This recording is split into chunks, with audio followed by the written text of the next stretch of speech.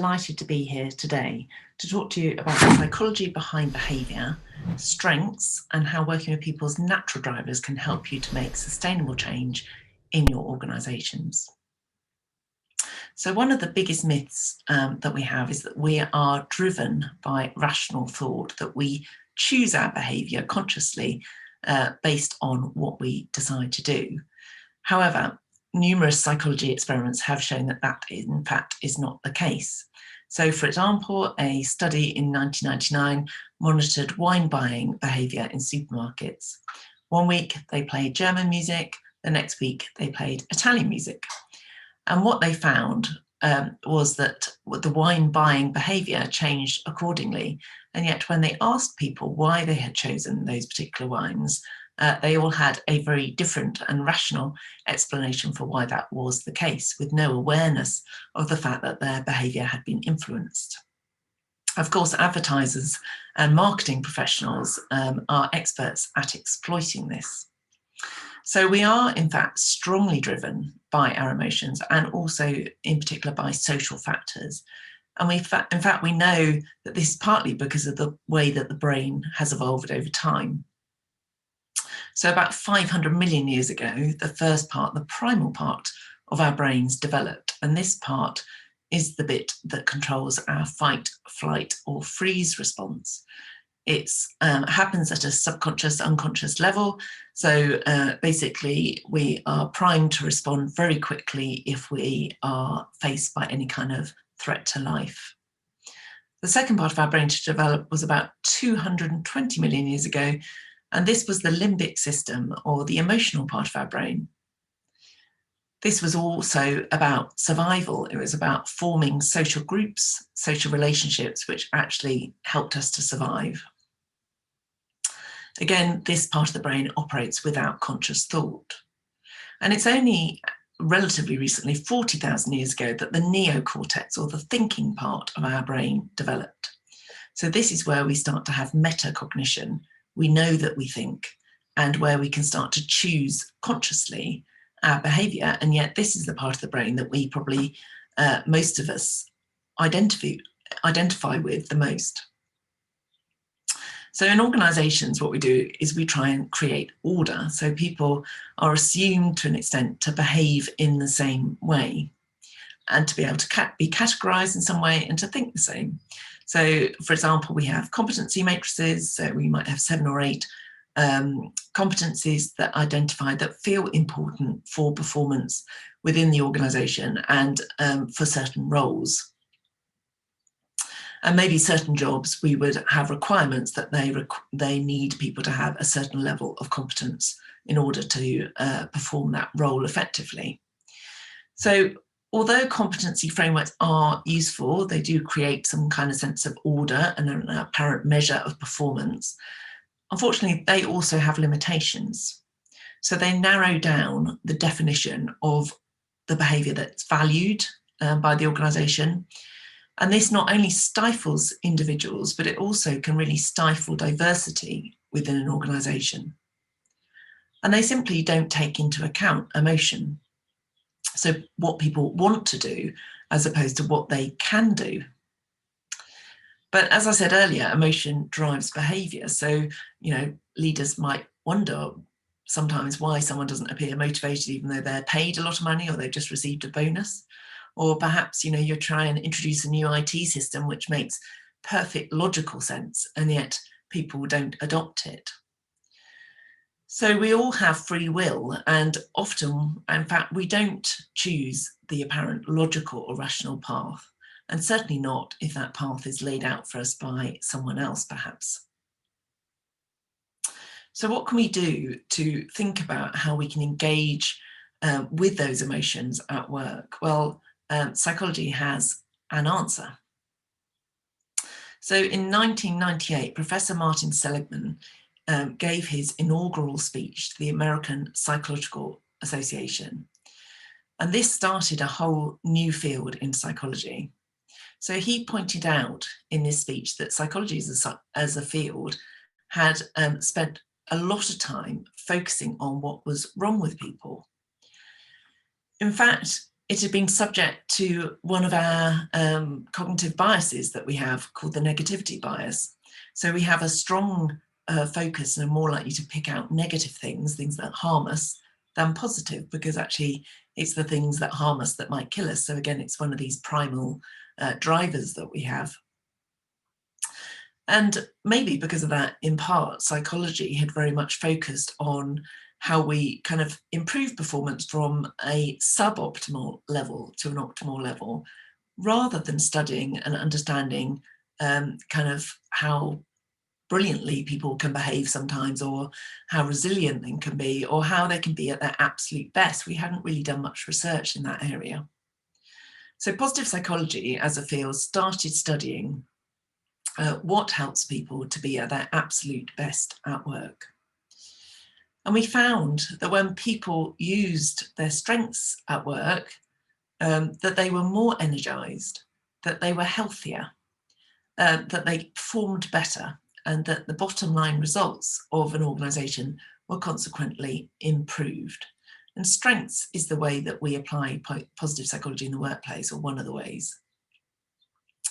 So strengths are defined that as anything that when you apply it makes you feel energized and leads to good and sustainable performance. And the key word really in that definition is feels. It has a strong emotional component. It's a shift from focusing on competency, so what you can do, to strengths, which is what you love to do. And if we start to think about that more in the workplace, we tap into the natural motivations and drivers that people have. Performance improves, and it's a sustainable performance because people get an emotional return when they use their strengths. So an example of how we might apply that is if you had two new starters in your organisation. So let's say they're graduates, maybe they've got identical CVs, identical experiences, they seem to be identical in their competency level. And perhaps you have two tasks. So one of those tasks is producing a spreadsheet of some data and doing some analysis. Perhaps the other task is producing a training manual. And if you're setting them to work and you ask what, can you do these tasks, they'll probably both be very willing to say yes. I mean, obviously they've started and they want to be showing themselves as being keen and enthusiastic. However, if you ask them a different question, if you ask them which of these two tasks is more energizing, you might get a different answer. And if you then match them to those tasks on the basis of that answer, you will probably find that you will get far, far better outcomes. So each individual would probably be far more engaged. They will probably complete the task more quickly and more effectively.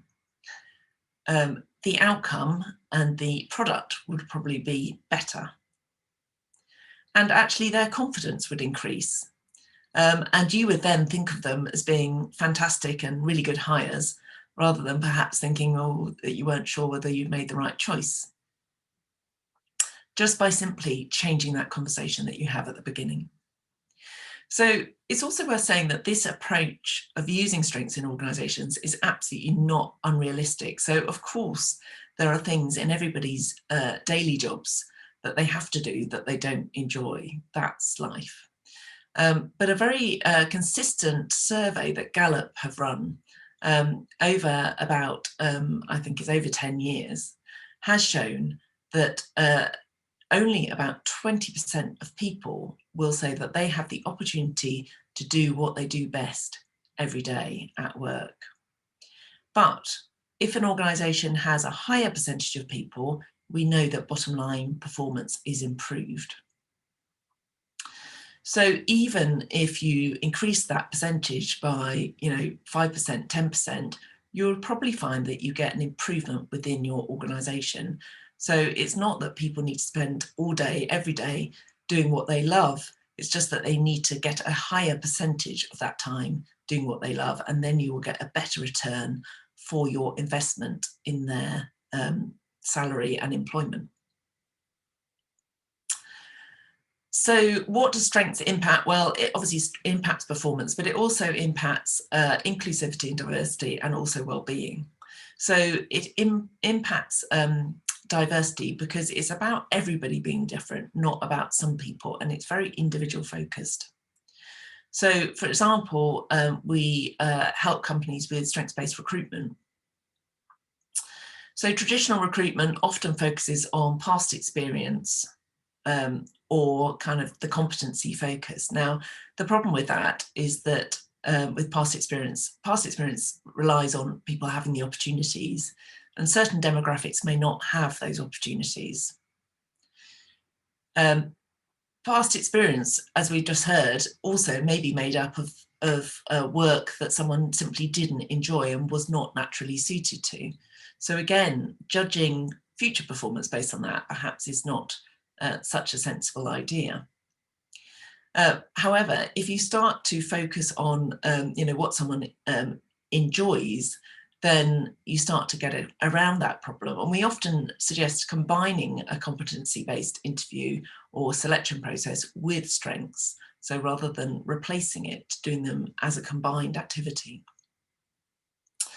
Another advantage of asking people to talk about what they enjoy is that those who are less confident are far more likely to opt in through a job advert if it's worded in that way, but also to shine in an interview.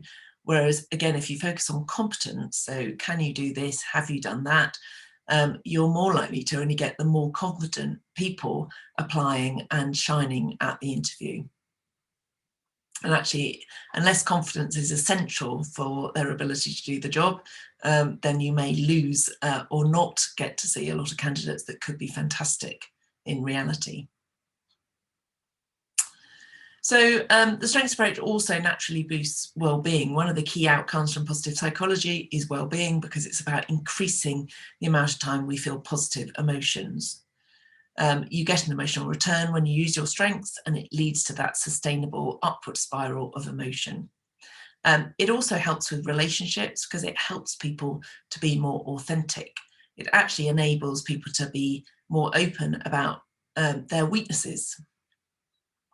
Rather than talking about what people can't do, we can start to talk about what people don't enjoy. And actually, it enables far more honesty in conversations.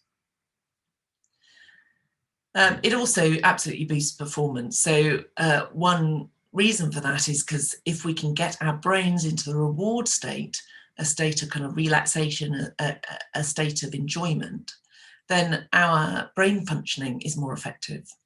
So we take in more information, we are more creative in the way that we process that information, we are more open to different perspectives or different approaches to issues, and we're also less risky in our decision making. We tend to make better decisions as a result. So just to end, just kind of a few things about what you could do next. So the first thing we always say is feel it for yourself.